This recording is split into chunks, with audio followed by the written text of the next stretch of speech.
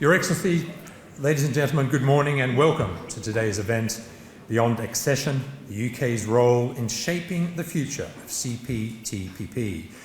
I'm Michael Lawrence, and my special thanks to the Embassy of Japan for supporting Asia House in convening today's discussion. And it's taking place at a crucial time in world trade, with protectionism, tariffs and trade wars disrupting the international order and threatening global growth. The last formal communication from CPTPP members was a joint ministerial statement released after a meeting in November of 2024. It read, "Amidst an increasingly fragmented and unpredictable international trading landscape, we affirm the CPTPP's importance as a high-standard agreement that upholds transparent, predictable and rules-based trade." So that was about 5 or 6 months ago. Well, that must hold even more true today, given the events of the last few months and as tariffs and trade wars escalate. Indeed, in the current macro context, CPTPP can be seen as a model of how free trade deals can operate in a deeply divided and increasingly fragmented world. The CPTPP is a significant force shaping trade liberalisation, digital trade, which we will get onto as part of the discussion, and regulatory frameworks. And it is a dynamic and living agreement. A general review of CPTPP was launched back in 2023, and an interim report was presented late last year. It will be finalised by the end of this year under the stewardship of Australia. But among other issues, officials are currently exploring ways to improve the digital chapter of the agreement. That digital chapter was agreed back in 2015 and at the time was the gold standard.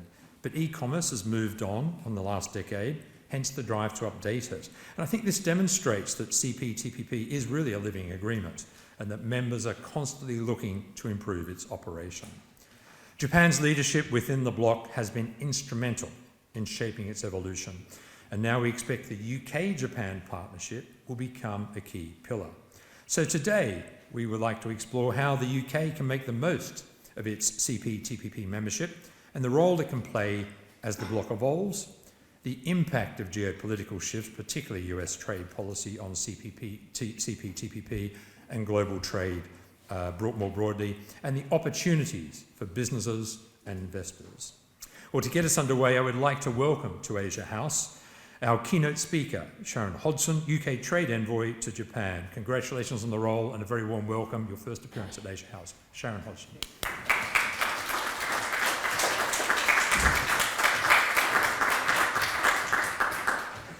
Thank you very much, Michael.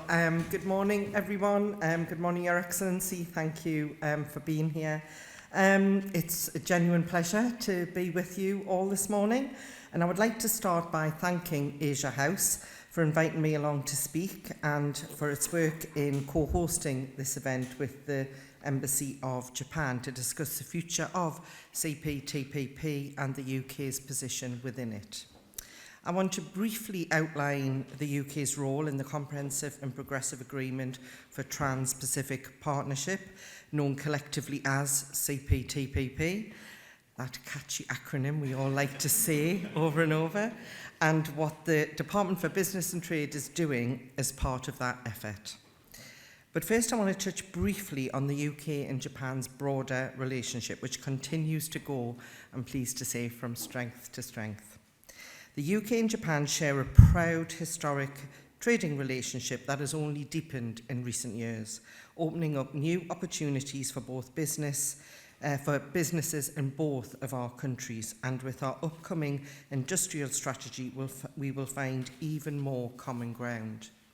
We all know the crucial role that Japanese automotive manufacturers have had in developing the sector in the UK over several decades, and as the MP for Washington and parts of Sunderland for the last 20 years, proud host to the Nissan UK factory, I can speak strongly about that important connection.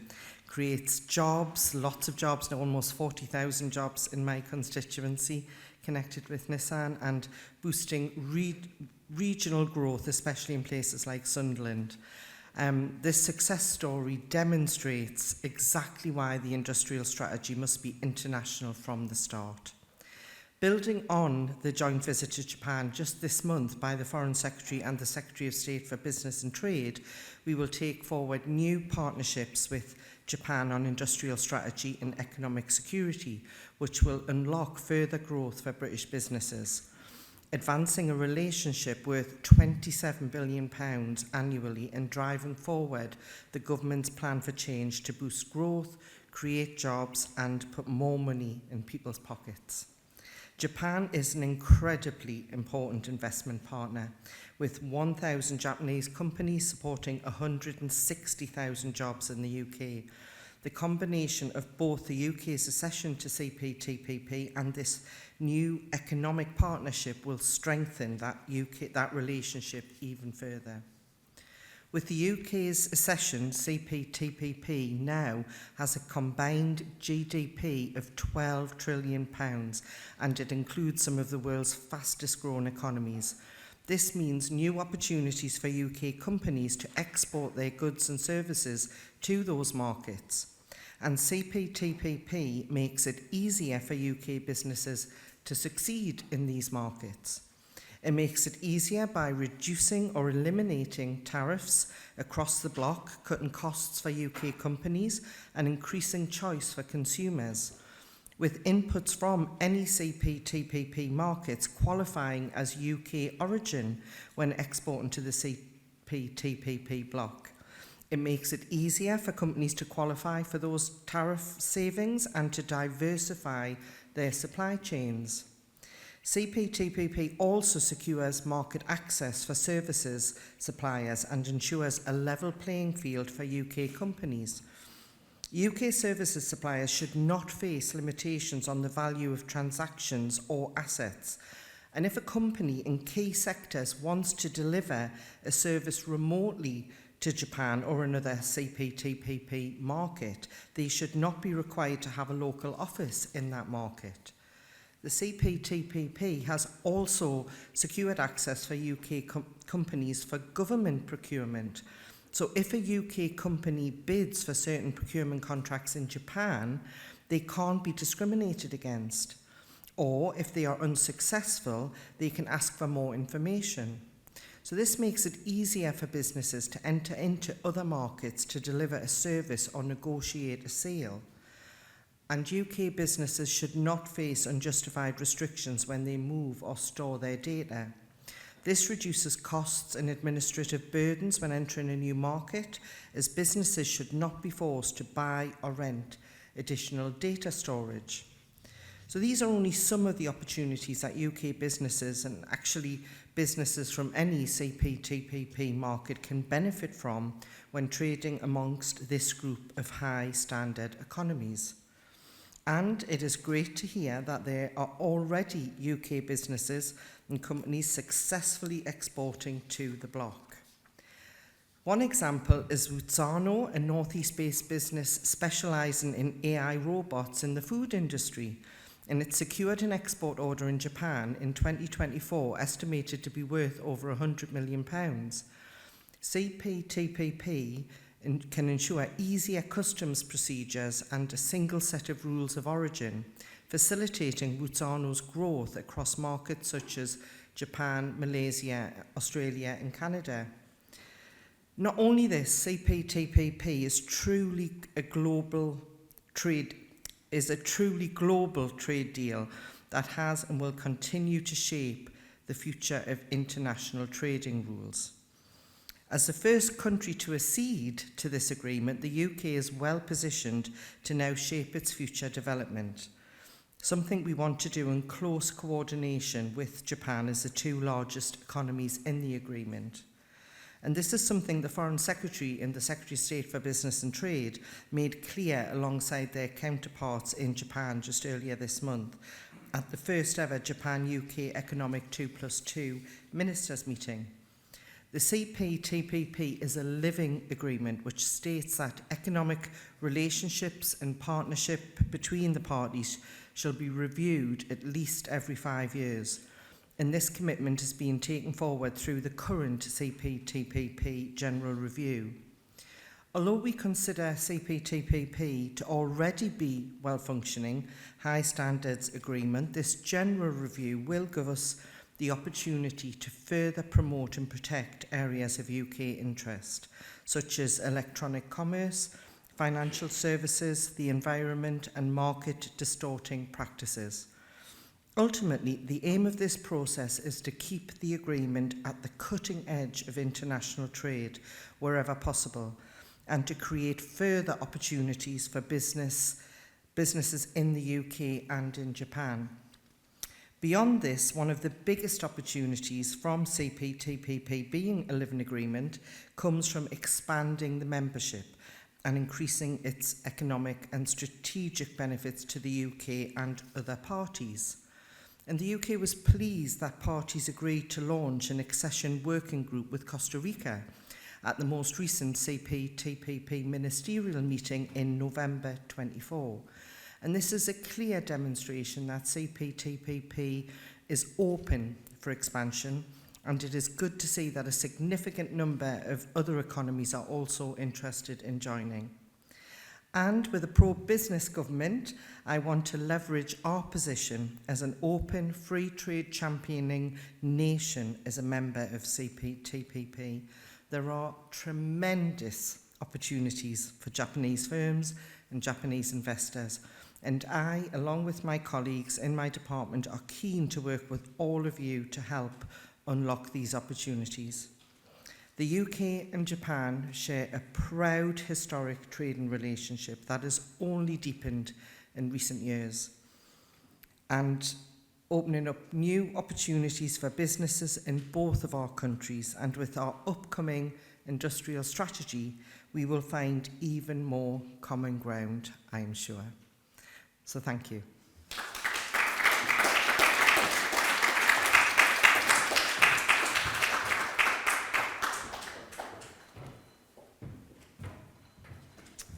Sharon, thank you very much, and many congratulations on the role. We were speaking earlier, and I can't think of a more exciting time to be working in trade, and a more exciting time to take on the role as trade envoy to Japan, given CPTPP, given the long relationship and very positive, constructive relationship between the UK and Japan, and given the disruption throughout the rest of the world. So I'm sure you'll be no stranger to Asia House, and we'll hopefully see you back again very soon.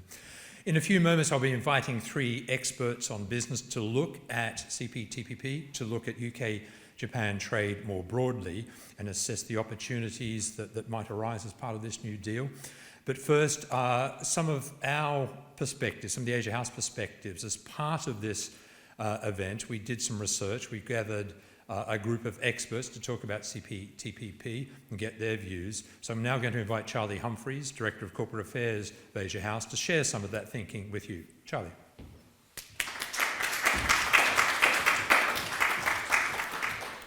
Thank you, Michael. And as Michael said, we've been conducting research on this topic, CPTPP, within our wider work looking at trade and investment across Asia, with Asia, and at the global level. In October, we had our roundtable discussion. We've been undertaking business engagement very widely across our areas of focus to look at the nitty-gritty details of CPTPP.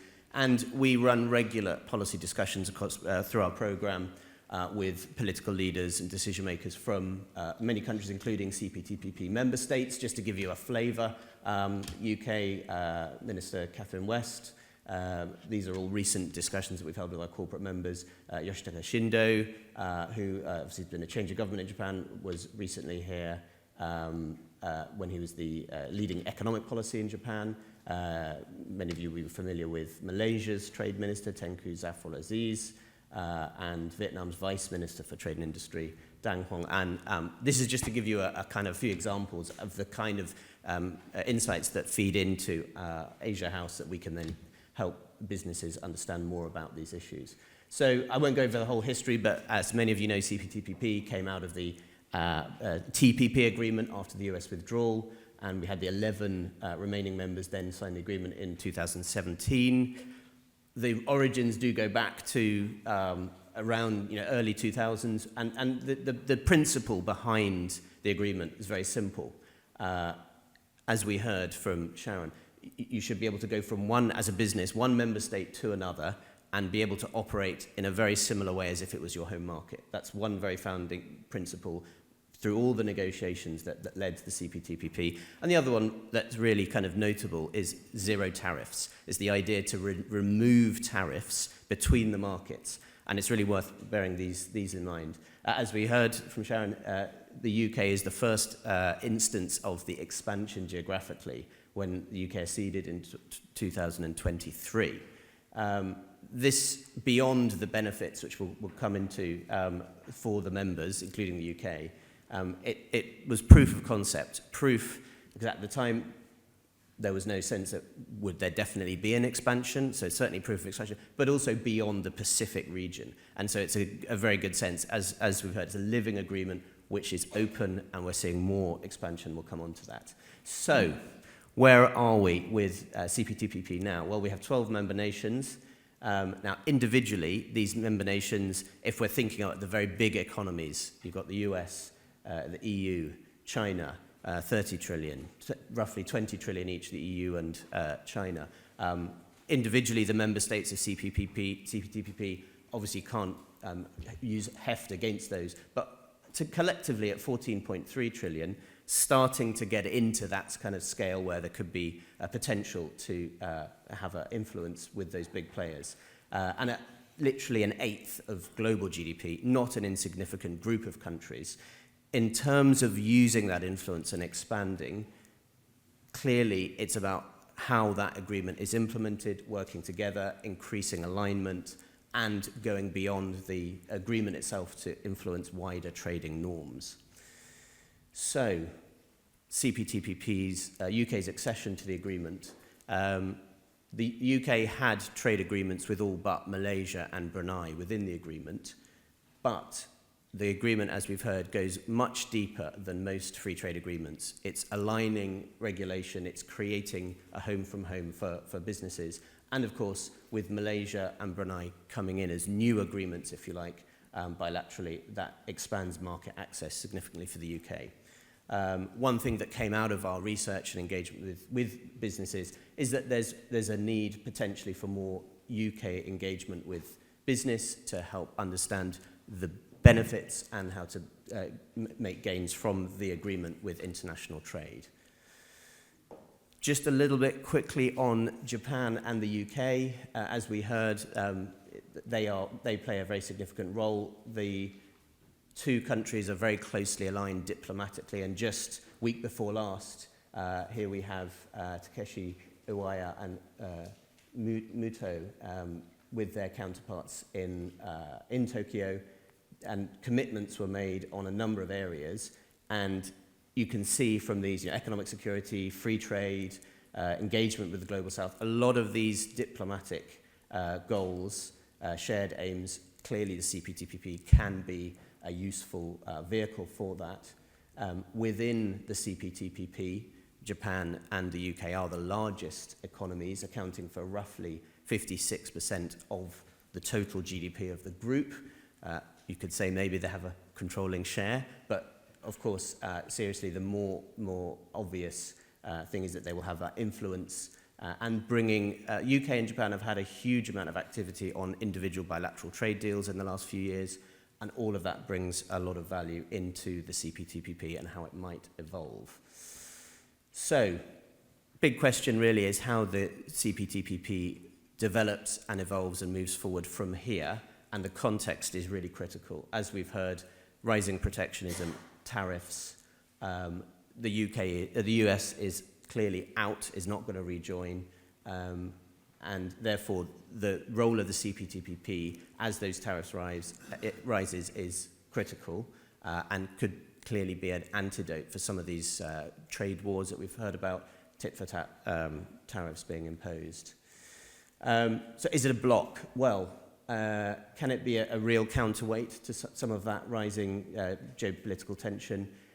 There are a number of things that would need to happen. One of the areas of focus is how much the member countries will work together politically with the 12 member states as they are. There's the expansion, bringing new countries in, which will obviously increase the influence. And then one of the areas that we've been hearing, again from businesses with our research and discussions, is without a secretariat. We've heard about the review and that we have these commissions that rotate amongst the members that effectively administer the agreement. But without a central secretariat, we have the EU Commission, the WTO Secretariat, ASEAN Secretariat. It may be difficult for the countries as a group to really engage at sort of global forums. So that this is something which clearly is worth exploring, and it's something important for the group. Japan is seen as a potential leader. It's the biggest economy there, but this could strengthen the role not only internally to implement the CPTPP increasingly more effectively, but also take this the ideology of the CPTPP and influence global trade norms as we're seeing these huge shifts at the global level. We've heard about digital. Digital trade is a massive challenge globally. Anyone who's had to deal with the different data provisions across different territories as you expand internationally, particularly as we've increasing AI technologies, we don't have a global compact that's going to deal with this. So the CPTPP is playing a critical role already within the member states. As we heard, this can expand. This has a huge impact on certain sectors like financial services. And this is where the CPTPP, not only internally with the 12 member countries, but going beyond, could play a very critical role in, as again, an antidote for some of these major challenges that we're seeing at the global level. We've seen a challenge in measuring impact. This is something, again, we're hearing from businesses. The CPTPP does overlap with bilateral deals, so the additionality is slightly difficult to identify.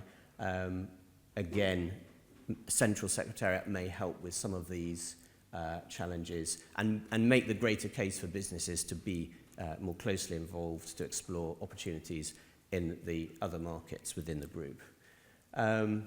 So it's a balance between free trade and industrial policy. We're seeing industrial policy on the rise, economic security being a major issue for most major economies with open trade. And how the CPTPP therefore develops and it is adaptable in that context is something which is going to be very critical for the members going forward. So, as well as the deepening of the agreement, we're also seeing a number of candidate economies. These have already registered their interest formally. You can see on the map, this places it broadly as a slightly more Asia-centric agreement. And Costa Rica, as we heard, is already negotiating their accession. We have then a number of parties that have expressed an interest, and maybe we'll see more of these. But as these countries express an interest, you can see that the CPTPP, with its ideal to reduce tariffs and create that level playing field, the countries in particular that are smaller and don't have as much heft against these huge economies, clearly there's a huge benefit there. And that goes beyond, access to the Japanese market, the UK market, these larger economies, which will provide significant gains for the companies that are looking to make more gains internationally. So, just very quickly, yes, the role of Asia House, we're going to continue to hold these discussions, synthesize ideas from the business community, provide insights through our research to help understand how the CPTPP can evolve and support informed discussions with policymakers who have that influence to develop the agreement. If anyone wants to get more involved with Asia House, do come and speak to me afterwards or my colleagues, or if you've got any questions about some of the research we've been doing, again, please find us afterwards, come and talk to us, and we'd love to share more details. Today we can only scratch the surface, but I hope that's been useful for everybody. Thank you.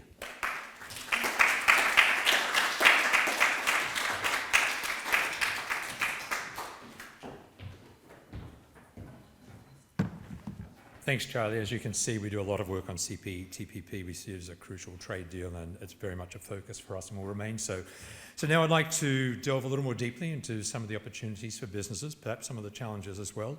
I'd like to welcome to the stage Sibyl Soumagul, who's the Managing Director, UK Head of Sales for HSBC's Global Trade Solutions, Jonathan Brenton, Director of Public Affairs, Pernod Ricard, and Alex Gover, EVP, Head of Business Development, EMEA for Intralink. Please join me on stage.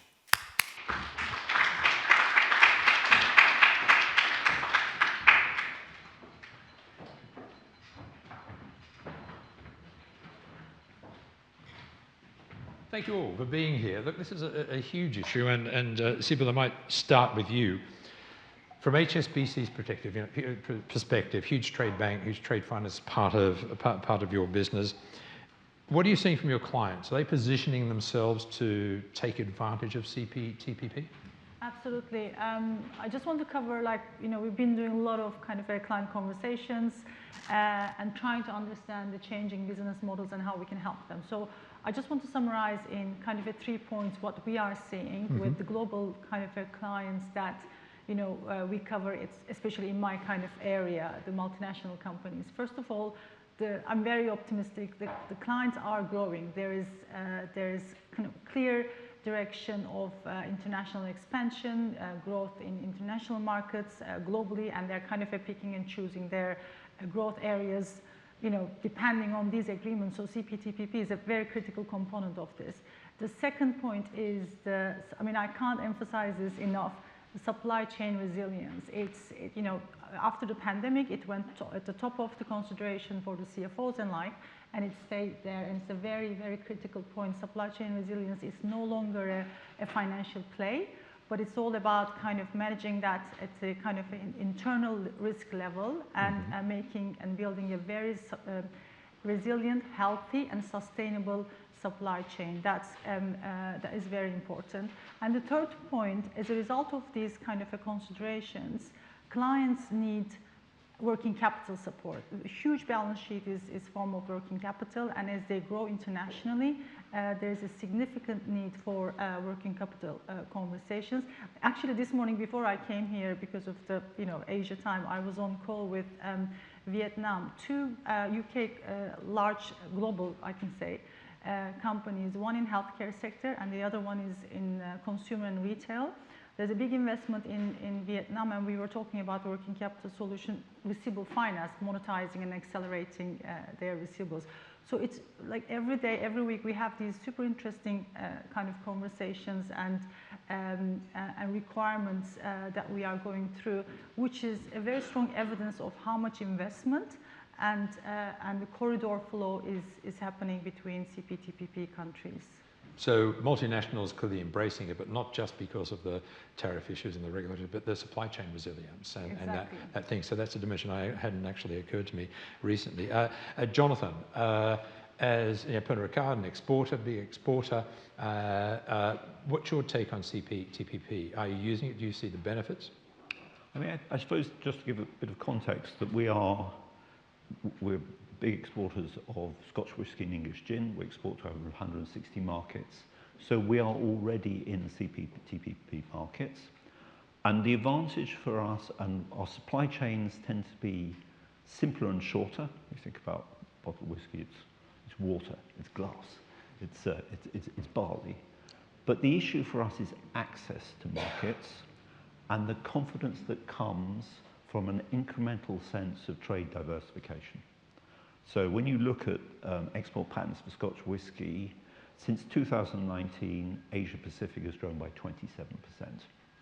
Dipped slightly this year, but the trend is very clear. It's now the biggest market by geographies. So it's that access to this market of 500 million people, not just the scale, but the quality of the consumers, in terms of their buying power and their interest in high quality goods and services. So I think that applies to other companies as well. So to give an example for us of the benefits of the CPTPP, I think, Charlie, you were talking about Malaysia and tariffs. The tariffs on whiskey were around 80%. Over the next 10 years, they'll come down to 0. We did some modelling on that with EY. Prediction is for UK spirits exports to treble. So that is a clear advantage for us. And that's the big gain we see from CPTPP. Interesting.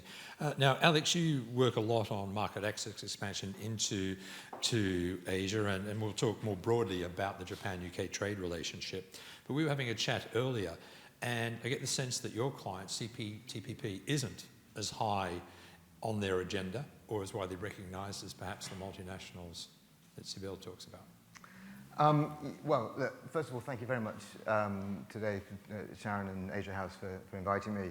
I did say, when you kindly invited me, if you want someone to talk about CPTPP, you got the wrong guy, because in 35 years of helping companies sell and license products and technologies into Japan and the broader Asia market, I can genuinely say I don't think one time has anyone said to me, so how does the the free trade deal affect my business? So I've never had to answer that question. And the guys at Asia House said, good, well, say that. So I've said that. But just to give you some context, so I'm a Japanese speaker. I studied in the UK. I studied in Japan. I worked for Sony. My company, Intralink, helps companies sell into Japan and the broader region. So everything from products, so Dyson, vacuum cleaners, etc. Services, companies like HomeServe, household appliance insurance. Technologies, so Ceres Power, fuel cell technology, helping them license into the region, and franchising. British toy store Hamleys, we've helped them franchise into the region. All that being said, anything that encourages, global economic integration, I'm, definitely for. And as Jonathan said, I mean, the Asia market is a massive market domestically, as Jonathan said, and one that can't be ignored. But it's also home to huge, dozens, if not hundreds, of multinational corporations, whether it's electronics or pharmaceutical or automotive or industrial and materials. So when you're selling or licensing to those companies, you're effectively selling globally. So anything that puts Asia on the map, I think, is a fantastic thing. I do want to come back to you a little later on this, because one of the things that came out of our research was maybe a profile, maybe a issue, maybe a communications issue, maybe governments need to do more to get businesses on board with CPT, but I'll explore that with you a bit later. Sibyl, very positive news from your clients. They're looking at CPTPP with a lot of enthusiasm, but what barriers are you seeing? What are the issues that they're seeing? What are the challenges about sort of embracing some of the advantages? I think it's, in terms of where we see the growth, there are certain sectors that are developing probably faster than the others. But with that, comes the obviously the financing piece, which we are kind of trying to help.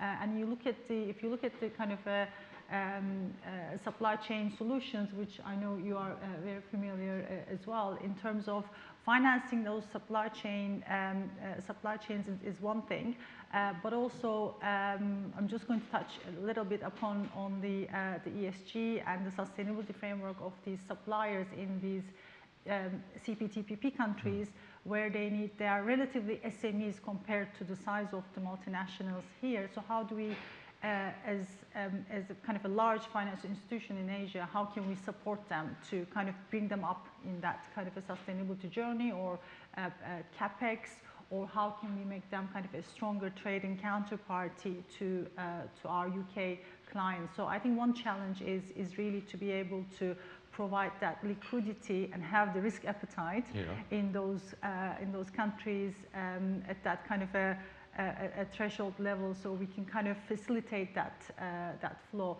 And we see it the other way around as well. We see kind of a lot of influence or like inbound activity from Japan into UK, and we are capturing that, and we are seeing an increasing kind of volumes on that. I just want to say, when we think about trade, we think a lot for kind of a goods and commodities, but it's very much of a services trade is growing much faster than goods trade. So we're really trying to also capture it, whether it's on e-commerce platforms, marketplaces, B2B, point of sale transactions. So for us and for everyone, I think there's a huge opportunity there. It comes with the challenges of, risk acceptance, fraud, digital platforms. How do we, get all together and build a strong platform to grow that digital trade? I do want to talk about digital in just a moment, but Jonathan, you highlighted the Malaysia experience, which is clearly, if the UK is going to triple its exports and tariffs going from 80% to zero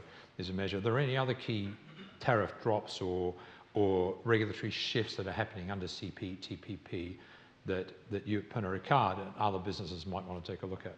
Tariff drops, no, because most of the countries already had zero tariffs, and that's why I would echo what the trade envoy was saying, what you were saying, Sharon, that CPTP enlargement, and I recognise it will probably take a long time, is a huge potential opportunity because there are some big markets in Southeast Asia with still quite high tariffs. Thailand, for example, 60%, Indonesia, 150% for our products. So that is I think that there's a role for the UK there, quietly as a new kid on the block, as a country which isn't in Asia, but has experience of joining CPTPP, to share that experience with other countries that might in time want to join. I think on regulation, there are certainly, we've seen improvements in rules of origin, for example. Going back to Malaysia, it's much easier. Importers can now produce a certificate to prove our rules of origin, which they couldn't do before because they had to be done by the exporter. So, and they're often quite small issues that, so that's sometimes I think a challenge around trade. You have to explain to journalists or politicians that gains are quite incremental. Yes. But incrementalism is about what our business is about, because if you have something which is easier, you can then do slightly better in the margin, in the market, which makes a difference to the bottom line. There is a wine and spirits annex within CPTPP, which sets out some of the rules around labelling for our products. We would like to see that reviewed as part of the overall review of CPTPP, and that could actually promote best practice both within the countries of CPTPP and globally, because it's an advantage for us that some very big players in the global drinks market are members. So yes. Mexico, for example, with tequila, wines with Australia and New Zealand. One area might be, for example, lot code protection, so that if you damage a lot code on a bottle, in some countries that's a criminal offence, because having that lot code is a protection against falsification of products. If you can damage it and not face legal redress, that's obviously going to enable falsified products. I think that would be an area we'd like to see progress in CPTPP. That's really interesting. That's some of the fine detail that may escape some of us who are looking at this. Alex, back to the UK and Japan trade and business environment. There's clearly a lot of activity, a lot of action. How would you characterise it? It's a very healthy relationship. Are there issues around it? And where do you see the UK and Japan trade relationship going now in this very complex, fragmented world? I think it's in a fantastic place right now. I mean, as you said, we've been doing business with Japan for hundreds of years. Yes. And I think those links are getting stronger. I mean, I think it's quite interesting when I talk to lots of business people and who are trying to get into markets in Asia. It could be into Japan, could be into Korea, could be into China, could be into Taiwan or whatever. And it's quite interesting that everyone has a view that's essentially based on their own personal experience. Yes. So I have some people that say to me, oh, Japan, it's a nightmare. They take forever, they don't make decisions. And someone that goes, the Japanese are amazing. It took a bit of time, but once we did that deal, boy, this is one incredible partnership, and this is, it's forever. So listen, not every company is going to have wonderful experiences doing business with Japan, but as a place to go and do business, I think the opportunities and the welcome that businesses get from Japan is second to none. Okay, Sibyl, the digital trade, we mentioned that earlier, and the services trade clearly growing much faster than goods trade. The digital chapter, first set in 2015, I believe it was, CPTPP, gold standard at the time, dated, and is now under review. What would you like to see in the next digital chapter, and how will that help HSBC and the clients you serve to expand trade? So we were discussing about this last week at a BAFT panel in Amsterdam as well. So today, for example, I think that the model law for electronic documents are adopted in, I would say, a few countries, and it's not as wide as we would like to. But today, if you look at it, UK has adopted as of September last year, and Singapore. So there's nothing stopping between UK and Singapore today to trade completely electronically, like bill of lading, all the kind of shipping documents for a letter of credit transaction. That it has to be those two country flows, like without kind of a transit into another jurisdiction. But that's kind of not enough in terms of like that kind of a bilateral, legally allowed kind of electronic document. We need to expand this. And today, if you look at open account, what we call open account trade finance and transactions, they are, I would say, heavily, significantly digital and electronic. They're made on supply chain or receivable finance platforms, STP, straight through processing of invoice financing. And there's a significant amount of like open accounts happening between these CPTPP kind of countries trading. But I think we still have a lot to do to digitize the trade, to digitize the documents, to kind of accelerate that financing period. Because I feel like it's 2 steps forward, 1 step backwards with the digital journey or innovation. But I mean, I think from our perspective, we invest a lot. We've done in our own kind of proprietary systems. We also work with fintechs, so to make the client experience better. But I think it's on all of us to move faster in this space. Because digitalization of trade goes beyond CPTPP, doesn't it? I remember speaking to someone senior from HSBC a few years ago, and apparently there are warehouses with like 1 billion pieces of paper. And blockchain was held up as the answer, and that hasn't quite worked out. So there's clearly, I mean, CPTPP could be a driver to accelerate digitalization of trade. Jonathan, I want to pick up something you said earlier about, could the UK play a role in guiding potential new members through the process of joining CPTPP? Because from your point of view, Pernod Ricard's point of view, accession of countries where there are tariffs is probably a big next step, although it's time-consuming. How would that work? How would you see that work? How would you like that to work? And if you were talking to Sharon, if you were in a meeting with Sharon, what would you ask her to do and her colleagues to do in government? Okay, I'll come to that in a second. Can I just quickly support what you just said about digital? Sure. Because you often think, they do bottles, it's got nothing to do with digital. In a sector like ours, digitalization, a good sector, is also incredibly valuable. I remember dealing with a market not in CPTPP, where we needed to get a product approved.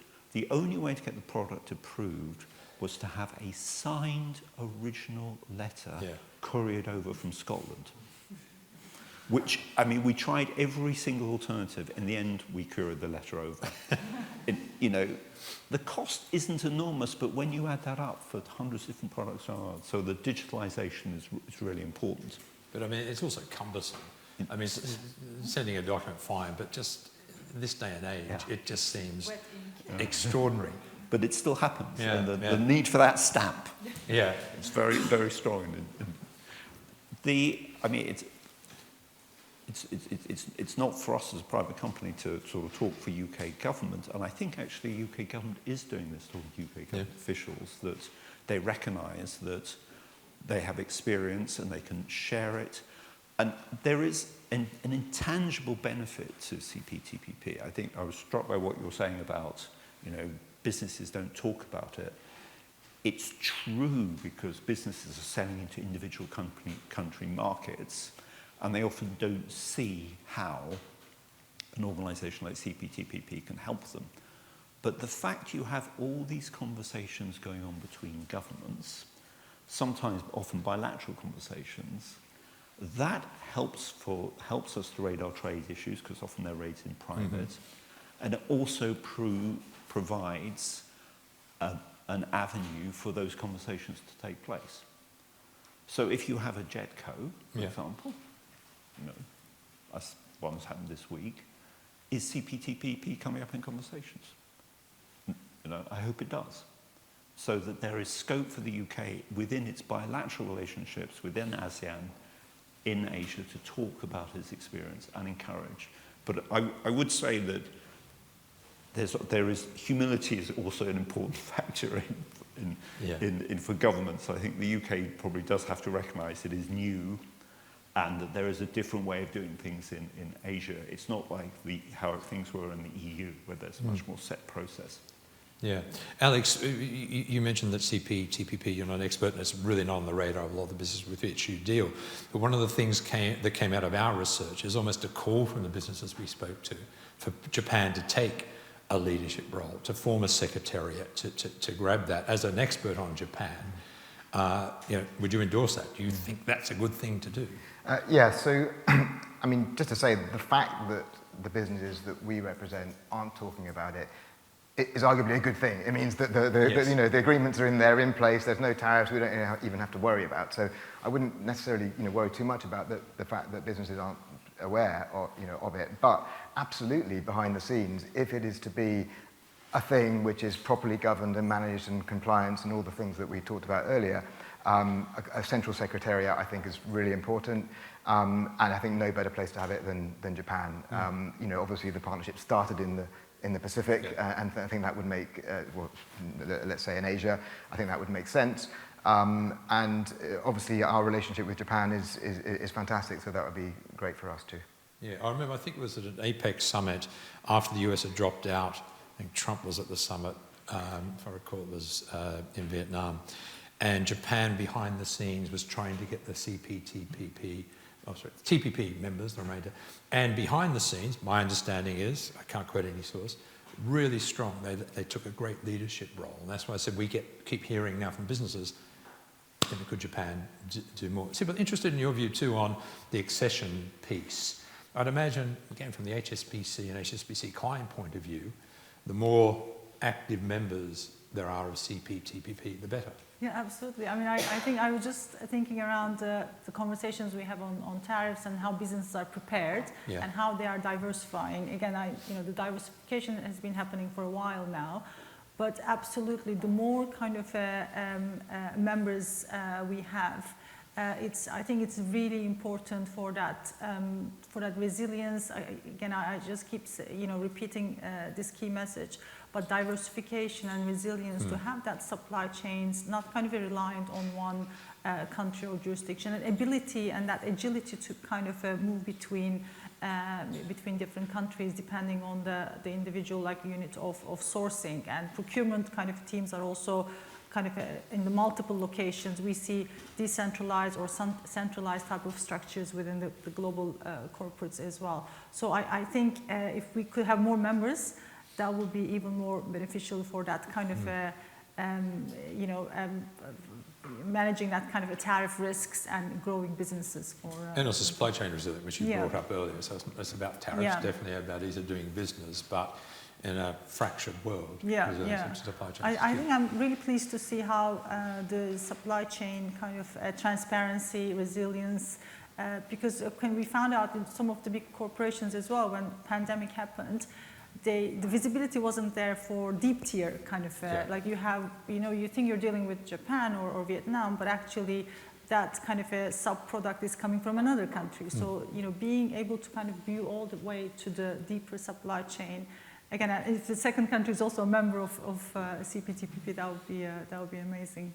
Just before we wrap up, a sort of broader question about the current trade climate. Jonathan, have you ever seen anything quite so fractious, quite so divided, quite so unpredictable? Okay, before I come back, can I just pick up on the secretariat point? I mean, I think there's clearly a need for some kind of administrative support. Yes. But there's also a communications challenge. Yes, yeah. I was talking to two trade experts here this morning, and one said what I've heard before, which is if you want to find out about CPTPP, go to the DFAT website. Go to the Australian Trade Ministry, go to the Canadian Trade Ministry. So there's probably a gap for DBT there to address. And I think there's a big I mean, there's something that you're already doing in Asia House. As the world tilts towards Asia economically, how do people in this country, does business people in this country, better understand how business in Asia is done? Yes. And I think there is definitely a communications job. In terms of the overall global trade outlook, it's obviously very good that the UK has the confidence of knowing that it has a diversified series of relationships and that it is through CPTPP tapped into the world's most economically dynamic region. And I think that is a source of confidence. But I think it's always important to be, I mean, we obviously need calm heads at the moment in global trade, and you need sort of sober sense of the figures. A colleague and I sat down and worked out how does the US and CPTPP compare for global sales of whiskey? CPTPP countries are actually bigger, but that doesn't mean it replaces the US. Absolutely, yes. And the reason for that is the value of a market isn't just its size, it's the margin you're making on the products. So the US obviously has a very high premium product mix. It's true of some CPTPP countries, but not all. It's also access.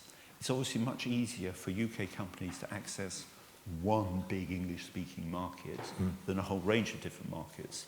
So the answer is we need both. Yes. Or both and all. And I think that's a lesson from COVID that, I mean, sorry to mention that, but you think how overnight you might lose access to a whole continent. Yes. So I think CPTPP, and I realised when the UK said it was joining, there were some eyebrows raised. I think the wisdom in that decision of joining and the wisdom of the new UK government continuing that policy is being proved right. Because we need access in the UK both to established markets, EU, US, we need Asian markets, India's a huge opportunity, and we should be looking also at Latin America and Africa as well. There's no alternative to diversifying your trade. Yeah. Alex, your view of the sort of global trading landscape and where it might track over the next 12 months? Yeah, well, obviously it's a difficult time at the moment. Yeah. Tariffs flying left, right and centre. I do feel that deep down it's probably more about security and defence than it is about business when you really dig down into it. Because obviously business, it works both ways with the supply chains and so forth. Look, I think the biggest barriers to entry into regions like Asia Pacific are not tariffs or even non-tariffs barriers. It's culture, it's language, it's distance, it's time zone. And once you can get over those things, which we and obviously companies like us do, and vice versa as well, coming from Asia to here, then the opportunities are the same. I mean, listen, I agree with both of you. I think the greater cooperation on the business level is what we want, more of the same. Tremendous. Look, I'm afraid we've run out of time. Fantastic discussion. Thank you all. Please join me in thanking Sibyl Semagwil, Jonathan Brenton, and Alex Gova. Thank you.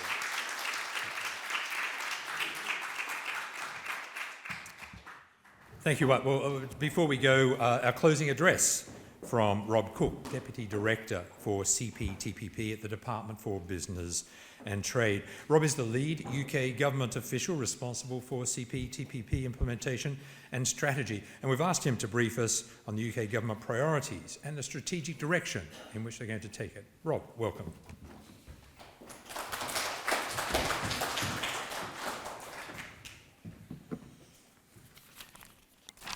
Well, good morning, everyone. Your Excellency, it's a real pleasure to be here with you today and to Asia House for having me as well. Why is it a pleasure? Because it's a really interesting event, but also I'm really, really sad and I really like talking about CPTPP. And so it's been great to sit here, listen to reflections and interactions on this agreement, which has been such a big part of my life. So look, it's been an exciting few months for those of us involved in CPTPP in the UK. As many of you will know, we officially entered the agreement into force back in December of 2024. That was a real significant milestone for us. Just last week, I had the privilege of attending the first CPTPP senior officials meeting of 2025 in Canberra in Australia, and we have these periodic senior officials meetings throughout the year. Upon arrival, I learned that the name Canberra originates from a local Ngunnawal word meaning meeting place, which will be familiar maybe to some of our Australian attendees, and that seemed particularly fitting for the occasion. It was a productive few days of discussions with my CPTPP counterparts, all united by a shared objective of enhancing our mutual trade relations. And we've heard a lot this morning about the importance of the partnership just for doing that. And I was reminded, as I've been reminded since they were the chair of our Accession working group to CPTPP, that our partnership with Japan continues, as everyone has said today, to go from strength to strength. They were really a crucial part of the process of our accession. So I'm not going to repeat the benefits that CPTPP can bring. They've been touched on in various interventions already today. I'm going to spend a bit of time in my closing remarks going into a bit more detail on how the UK is using our CPTPP membership now that we're in, and the future that we see for the agreement as well. So I mentioned before that I'd just come back from the first CPTPP senior officials meeting of the year, but it was in fact our 8th senior official meeting since we've been a CPTPP member when we signed the deal back in July 2023. So we are actually practically old hands in the agreement by now. And in that time, we've built up quite a good understanding of how the members work together, and we've been working really hard to promote UK interests from within the agreement. And I'm just going to mention 3 main areas where we're doing that. And I was struck listening to the speakers before that I think it was Charlie who said something about how the agreement's adaptability will define its future development. And a lot of these areas that we're working on are about how the agreement changes and adapts over time and stays a living and growing agreement. So the first one of those areas that I'll touch on is the CPTPP General Review. It's been mentioned by a number of others. This is the first of the regular reviews that the agreement is going to go through, and the aim is about keeping it at the cutting edge of international trade now that the world has moved on a little bit since CPTPP was first agreed. We had a first stage of that review process led by Canada when they were chairing CPTPP last year. That culminated in the report that was mentioned earlier, the Vancouver statement that ministers gave in November 2024. If you're sad like me and you like CPTPP, I highly recommend reading that if you want a sense of where CPTPP is right now and where it might be going. And we've been now going to the next stage of that general review process being led by Australia as this year's chair, and we're going to be hoping to bring that to as much of a conclusion as possible. So Australia will lead on taking forward those different areas mentioned in the Vancouver statement. We as the UK will be looking to support progress across the piece. We're really engaged in this review, particularly looking at key areas of UK interest. So some of them have been mentioned this morning, things like e-commerce, financial services, the environment, economic security issues. One of the areas that's really being discussed in the general review is supply chain resilience, which I know was mentioned earlier. And look, of course, it's ultimately going to be a consensus-based process. And as some of you might be able to spot, one of the flags behind me on the screen is a WTO flag, and I spent 4 years working with the UK at the WTO. So I know as much as anyone that achieving consensus is never easy when you're working with lots of trade partners, but we're going to work really hard to get some outcomes and promote UK interests in the CPTPP review. The second area that I'm going to touch on very briefly is, again, it's been discussed this morning, the question of future accessions to CPTPP and how the agreement expands over time. So the UK government has been really clear that we want and expect CPTPP to expand. So I hope that's welcome to those who were saying before what a good idea it is for the agreement to grow. That way we can bring more economies into the sphere of CPTPP's high standard rules. We can increase the economic benefits and the strategic benefits to the UK and all of the CPTPP parties. We can diversify our trade and so on. A range of economies have applied to join. You saw them on the screen earlier. And many more have indicated an interest in applying as well. Right now, we're in the process of working with other CPTPP members to determine which applicants should be next to go through the accession process. And answering one of the questions before, we are always open to talking to applicants or interested applicants about our own experience of applying to join CPTPP too. I am pleased to say that we've already got one of those accession processes underway.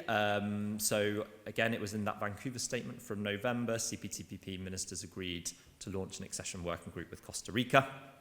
We started in earnest the process of that last week in Canberra. We had the first meeting of the Accession Working Group for Costa Rica kick off. It felt really good to be sitting on the other side of the negotiating table, having a go at somebody on the other side rather than being the ones, facing the grilling from 11 CPTPP members. So that was nice. We weren't really having a go at Costa Rica. We were very nice to them.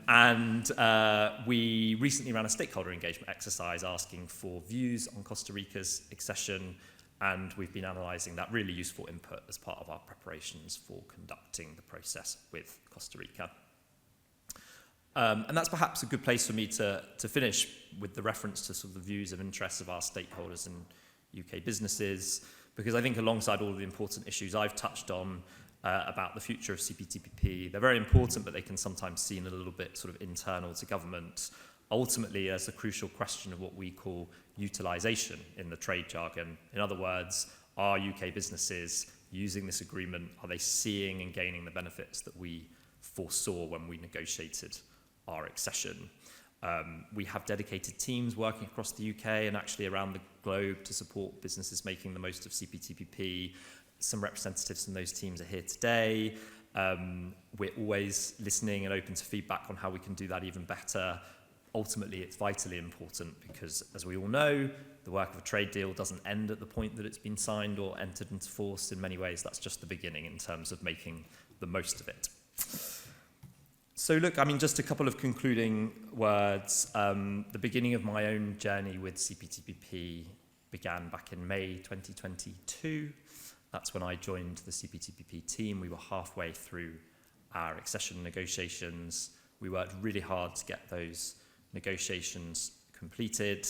The legal scrub of our agreement was one of the toughest periods of my working career, which involved a lot of very late night meetings with CPTPP parties, but it led to one of the proudest moments of my career in July 2023 when we signed our accession protocol to CPTPP, and then of course the entry into force in December of last year. And why was it such a proud moment? It is because I genuinely believe, and it's been touched on this morning, that CPTPP offers a really tremendous opportunity for the UK.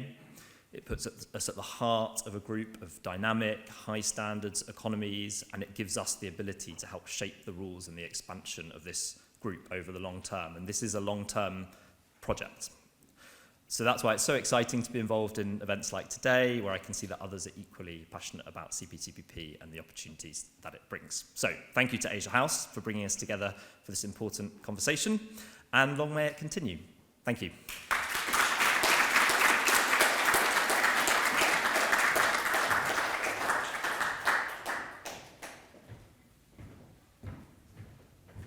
Rob, thank you very much. I'm afraid we have to wrap it up there. Thank you to all of our speakers today. Thank you to Sharon, thank you to Rob, thank you to our panellists.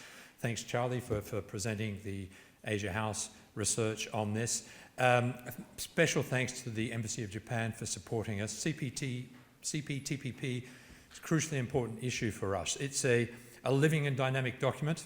Asia House is a living and dynamic organisation. We'll be tracking CPTPP and its progress over the months and the years ahead.